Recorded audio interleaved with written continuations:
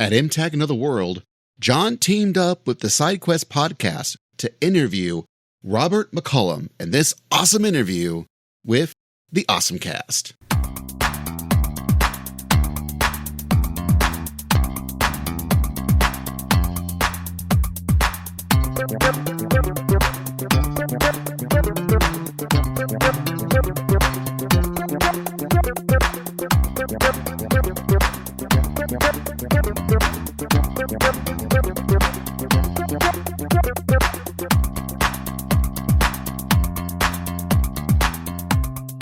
Hello, and welcome to MTAC Another World. I am here with Robert McCollum. Robert, thank you so much for joining us. Hello. Thank you for having me. How's your experience at MTAC been so far? It has been great, man. Everyone has been so friendly and chill. It's kind of like laid back. It's not crazy intensity. Everyone's just having a good time and anxious to have a conversation, which is kind of nice. Yeah. And everyone's been lovely. It's my first time at MTAC, so. Well, hopefully first of many. Yeah, I love it, man. It's been great. And the thing I love also is that you have your big roles that people are going to come talk to you about, but always there's 3 or 4 obscure ones that I'm like, oh, I can't believe you even know what that is. That's so great. And I've had a lot of those moments here. That's fantastic. Well, what are some projects that you've been working on that you can tell us about? Well, the most recent stuff, I've not done any new Doflamingo yet from One Piece. Doflamingo is the gift that keeps on giving. It's been 18 years that I've been doing the same character now, but and I know he's coming back, but I don't know when. But I have gotten to do solo leveling, which was really cool. I've gotten to play Sung Il-hwan, which is the father of the lead character, and he has a small cameo so far, but I know there's more to come for that, and that is a huge show now. I feel like that's becoming the top runner right now on top of things. So that's cool to get to be a part of. And then I got to do a show called Dr. Stone that I really like and get to play Stanley in that. And that's a cool character. And that I also know is going to continue. It's like Stanley will continue to have a big role to play in that. And that's a really cool show. Finished up this past year, Demon Lord 2099. And that's one of the many Demon Lords that all came out at the same time. But that was cool to get to be a bad guy in that and play opposite Ian Sinclair, who's one of my oldest friends. And, we've known each other since we did a play together in 2008 and still have been performing. So it was great to get to be in the show with him again. Yeah, so keeping busy, still doing things. Occasionally, how I got reincarnated as a slime. I have a small character on that's fun. So yeah, lots of small things that pop in and out. And then just waiting. I know there's My Hero still to come. There's My Hero Vigilantes still to come, which I know Stain has a big part in. So waiting on those at any moment with bated breath to jump back in. Fantastic. What made you first take an interest in acting? So I was an actor as a kid. Very full of himself and boisterous, and did a lot of theater early days. And then when I went to college, it was like, okay, it's time to grow up and be serious and get a serious degree and do like sales and marketing and communications and those kind of things. Didn't study any more acting, didn't think that was a path, and then moved to Dallas to do sales and marketing and met a whole bunch of actors. It was like, wait, you can make a living as an actor in Dallas? I didn't know that was a thing. But there were so many commercials and a little bit of TV happening, and so many like ad agencies there that even if they shoot the commercials in LA or Toronto or wherever, they do the post production in Dallas. So there was a lot of voiceover work to be had. So I started working specifically with the goal just to doing commercial voiceover, and then was doing improv comedy as well, and found anime through that. I happened to be in an improv comedy troupe that was performing at the same place that Mike McFarlane was in another improv comedy troupe. And he said, hey, we do this thing up at a place called Funimation. It's anime. It's like Dragon Ball Z kind of stuff. And I'm like, that's happens here? Really? That happens in Dallas? He's like, yeah. And so started, paid nothing. It was not a career move. It was just a fun thing to do because I thought the shows were cool. And it was this weird little nerd niche thing that nobody paid attention to. Nobody cared about. Nobody listened to the English dub. It was just a thing they had to have on the DVDs in order to sell them to Walmart and Sam's and places like that. You had to have an English language track. So they just cranked it out as an assembly line in this tiny upstairs room of a bank building in North Richland Hills outside of Dallas. And then to see that 25 years later coming into this huge industry that it has become now, and that there's anime conventions like MTAC all over the country every weekend of the year. I mean, we're here on Easter weekend, and it is full of anime fans coming out and hanging out with each other. So it's awesome to have gotten to see it grow from kind of nothing to the world that it is now. Absolutely. What was your first exposure to anime? So probably watching like Vampire Hunter D and the things that come on late night. Peak. Yeah, and Bleach and Naruto, of course, I was aware of. Dragon Ball, you were aware of all the time, but kind of I wasn't a huge fan because it wasn't easily accessible. Like you had to catch it whenever it came on. Like there were no DVDs of it back then. You know, there was some bargain bin stuff you could find in VHS tape bins sometimes if you wanted to check it out, but otherwise you just had to catch it. So again, never thought about that as a thing one could do as your job for a long time. It was just like I was aware of it, saying I liked. Also, like Aeon Flux and some of the early, not really anime, but MTV did some stuff that was just like animation, and I was like very interested in that, but had no idea it was like something you could do. And then to find out that Dallas, Texas was a hub for dubbing. Dallas and Houston were two of the big places at that time. I'm like, This is weird. This is not what I expected, but it was cool to just get to stumble into that one. Awesome. Who would you say has had the biggest impact on your career? Well, Mike McFarland, for many reasons, probably is right at the top of the list. So he was the original Master Roshi. He was the one, like I said, that told me about it and got me involved in it in the first place. But he's one of the top directors at Crunchyroll. So he's the voice dub director of Attack on Titan. He directed many of the seasons of One Piece. He's the one that cast me as Doflamingo.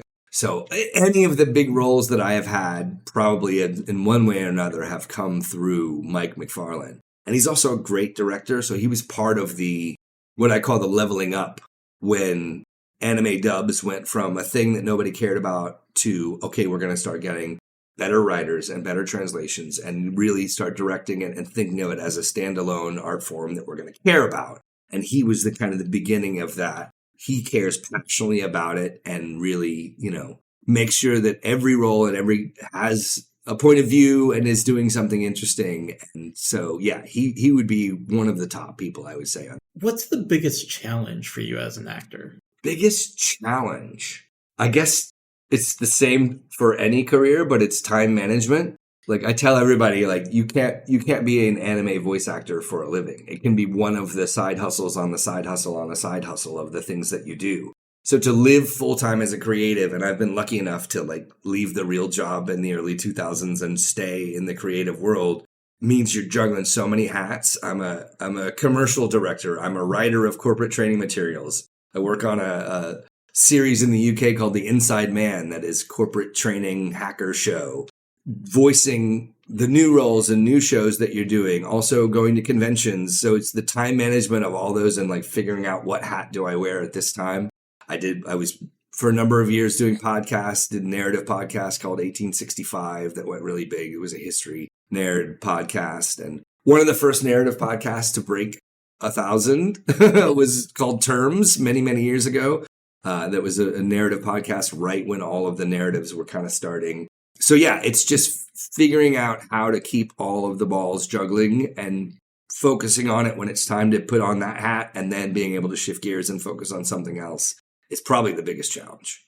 Acting is such a competitive field. A success. I think Rico said a successful actor, books maybe 5% of the roles that they really go after.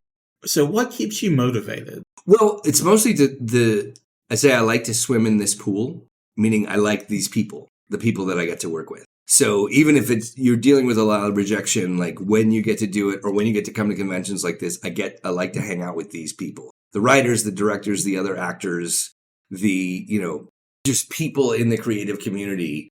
It's worth the rejection to get to swim in this pool with these people. It's like, or this sandbox to be the other thing. Like, I like this sandbox. So no matter how big my sandcastle is, if I get to play with these other people, it's worth it. But it's at a certain point, you stop paying attention to your auditions. You just send them out and forget about them.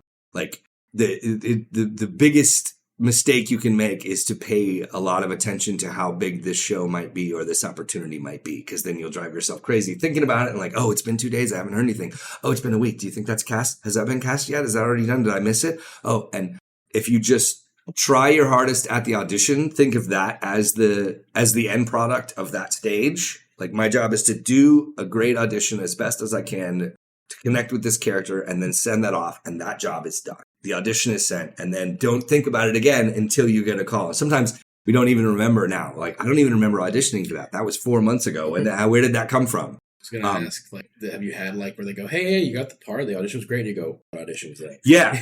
Or they'll come in, because sometimes when we audition, we'll send, like, 3 or 4 takes of the same, 3 or 4 different approaches. Yeah.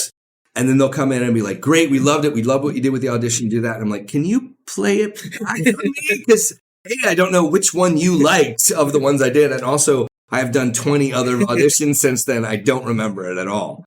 It's also great because, like, with so many shows revamping or coming back or getting a reboot, like, characters you did 15 years ago, you get called back in and you're like, I don't know what this sounds like. Can you play it for me?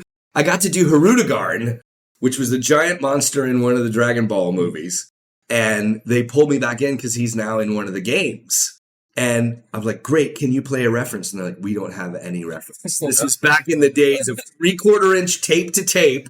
There was no computer reference. They couldn't find it online. They couldn't find it on YouTube, anywhere. They're like, just make some growling noises. We're going to pitch shift it anyway. I'm sure it's going to be fine. So there's a new Hirudegarn, but if it's different from the old Hirudegarn, to the fans out there, I apologize. I have no control. The one Hirudegarn fan's like, what? You ruined it!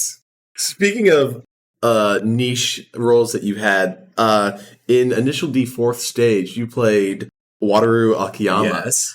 He's, the turbo happy underdog who isn't afraid to take the long way uphill. Do you prefer uphill battles or do you go downhill with style?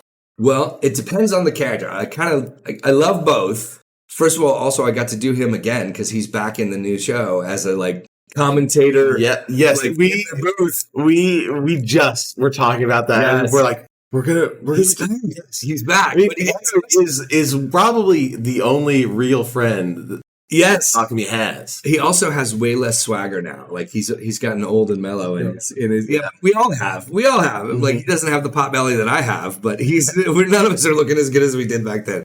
But I will say, like, the aspiring hero that is striving to overcome is a great character to have, but it's also a lot of work because they are screaming and fighting and pushing. If you're a villain that's super powerful, like, they don't scream until everything's gone terrible at the very end of their arc. For the rest of they can just be like, ugh, and the building falls down. Like, that's the guy you want to be. I realized early on, in terms of vocal stress, you want to be the super powerful bad guy instead of the young hero trying to prove himself. I mean, just think how much, Dallas Reed has to scream in Black Clover. He's screaming all the time. Julius doesn't scream. Julius is chill. I mean, so that kind of leads into my other question, which is you've done everything from anime to PSA narration. Is it harder to make a car commercial sound exciting or to scream for 30 minutes as a shonen character? You definitely have to put a lot more legitimate acting effort into an anime character that you care about and want to tell a full story. Like, you don't have to, talking about Taco Bueno is not that emotional a journey for you. But also, I know a lot of really, really talented actors, stage actors and film actors that cannot do voiceover to save their life because they cannot lie and pretend to care. And I've never had any artistic integrity in that way.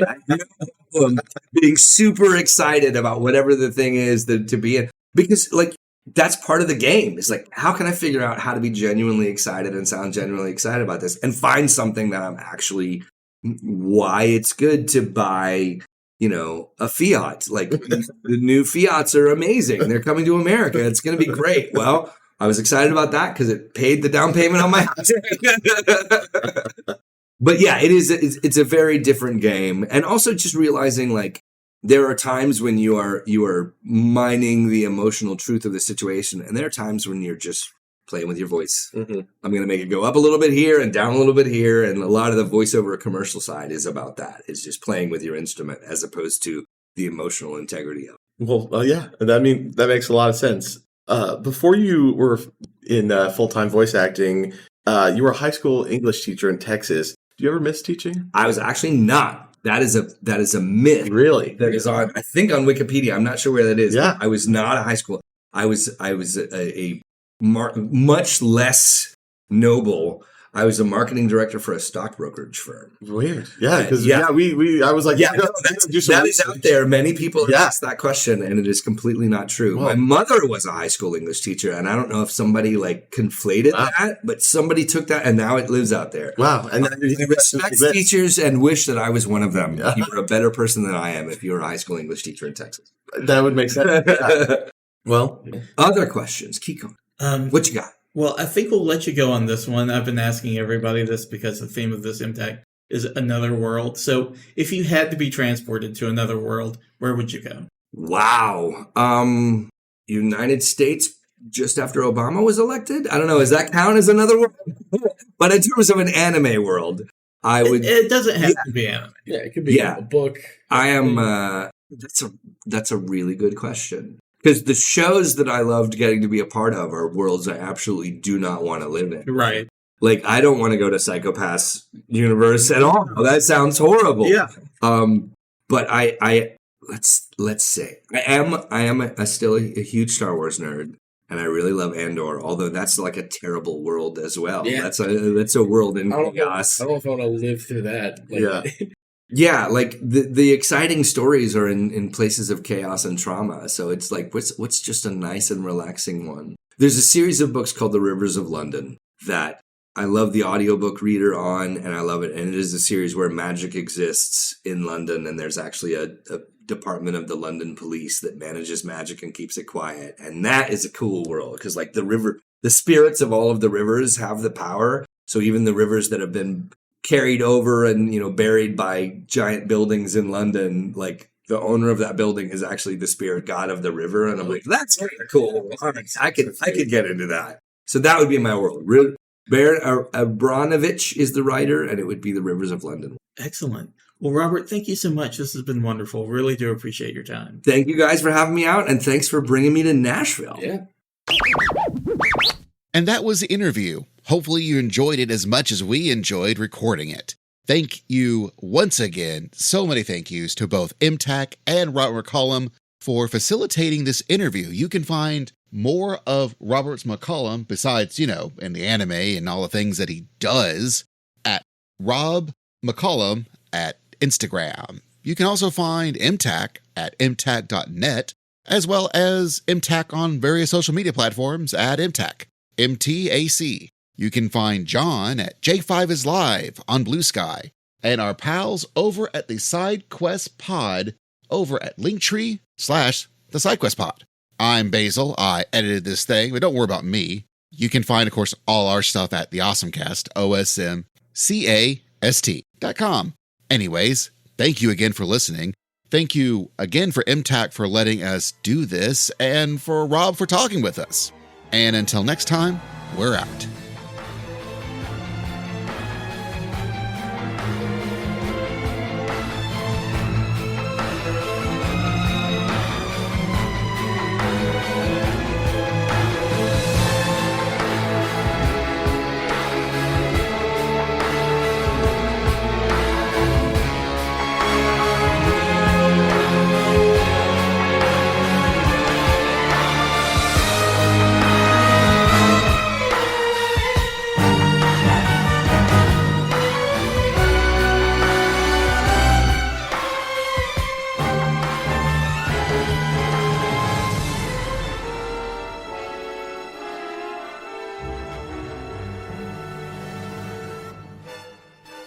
Done. Done. We did it. We saved anime, guys. Good job. Congratulations.